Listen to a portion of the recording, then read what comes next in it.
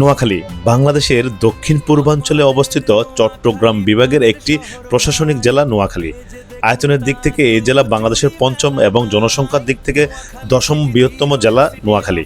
নোয়াখালী যেমন পুরো বাংলাদেশের মধ্যে একটি ধনী জেলা এবং খুবই জনপ্রিয় একটি জেলা, সেক্ষেত্রে এই জেলার প্রত্যেকটি আসনই হচ্ছে হেভিওয়েট আসন। নোয়াখালী 1 থেকে ব্যারিস্টার মাহবুবউদ্দিন খোকন, 2 থেকে জয়নাল আবেদিন ফারুক, 3 থেকে বরকতুল্লাহ বুলু, 4 সদর সুবর্ণচর থেকে মোহাম্মদ শাহজাহান নির্বাচন করেছেন। তার আমাদের হেভিওয়েট 6টি আসনের মধ্যে 5টি জিতেছে কিন্তু বিএনপি, একটি আসন এনসিপির হান্নান মাসুদ।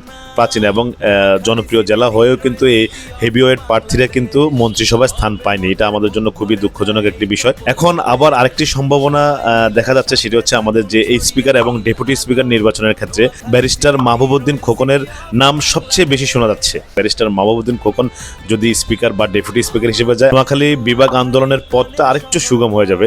তো আমরা আশা করব, আমরা অনুরোধ করব যেন আমাদের নোয়াখালী এই প্রাচীন একটি জেলা, জনপ্রিয় একটি জেলার যে কোনো এমপিকে আপনারা মন্ত্রিসভায় না দেন, কিন্তু স্পিকার হিসেবে যেন আমরা দেখতে পাই। ব্যারিস্টার মাহবুবউদ্দিন খোকন যদি স্পিকার হয়, তাহলে আমাদের নোয়াখালী একজন স্পিকার পাবে জাতীয় সংসদে। তাহলে আমরা কিন্তু বিভাগ আন্দোলনটা আরও জোরদার করতে পারবো এবং আমরা আশা করব ওনার মাধ্যমে আমাদের নোয়াখালী বিভাগ বাস্তবায়নটা হবে।